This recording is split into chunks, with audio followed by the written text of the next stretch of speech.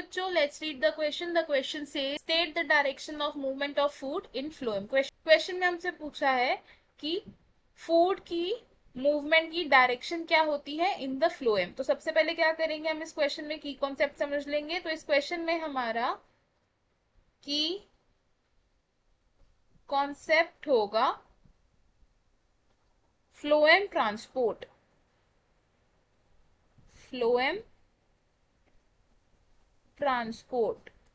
Phloem क्या है? अब फ्लोएम यानी कि जो फूड कंडक्टिंग वैस्कुलर टिश्यू है इन द प्लांट्स. क्या है ये?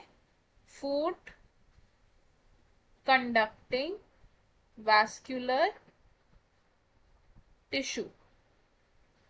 ये फ्लोएम क्या करता है? फूड को यानी कि न्यूट्रिएंट्स, मिनरल्स और शुगर्स को ट्रांसपोर्ट करता है to different parts of the plant. अब फ्लोएम जो है वो फूड को ट्रांसपोर्ट करता है फ्रॉम सोर्स टू सिंक. कहां से कहां तक? From source to sink. Source यानी कि वो पार्ट जो कि फूड को सिंथेसाइज कर रहा है, पार्ट दैट सिंथेसाइज फूड, और सिंक यानी कि वो पार्ट ऑफ द प्लांट जो फूड को, जिसको फूड की रिक्वायरमेंट है. तो पार्ट दैट रिक्वायर्स फूड. अब यूजुअली प्लांट में सोर्स पार्ट क्या होता है? लीफ, क्योंकि लीफ में ही फूड सिंथेसाइज होता है. तो ये क्या है? सोर्स यानी कि लीफ, और सिंक यानी कि अदर पार्ट्स. लेकिन ये सोर्स और सिंक पार्ट्स फिक्स्ड नहीं होते. ये क्या होते हैं? वेरिएबल्स होते हैं. तो हम क्या लिख सकते हैं? Source and sink in plants are variable. Variable क्यों कह रहे हैं इसे हम? क्योंकि कभी कभी जो शुगर्स या फिर जो फूड रूट्स में स्टोर हुआ होता है वो मोबिलाइज होता है as food in particular seasons, जैसे कि अर्ली स्प्रिंग्स. तो हम क्या बोल सकते हैं? Source and sink can be reversed. किस कंडीशन में रिवर्स हो सकते हैं ये? जब food stored in roots is mobilized to different parts of the plants. When food stored in roots is mobilized to different parts of the plant.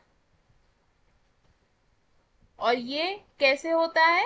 जब xylem में store किया हुआ शुगर ट्रांसफर होता है या फिर ट्रांसपोर्ट होता है to different parts of the plant.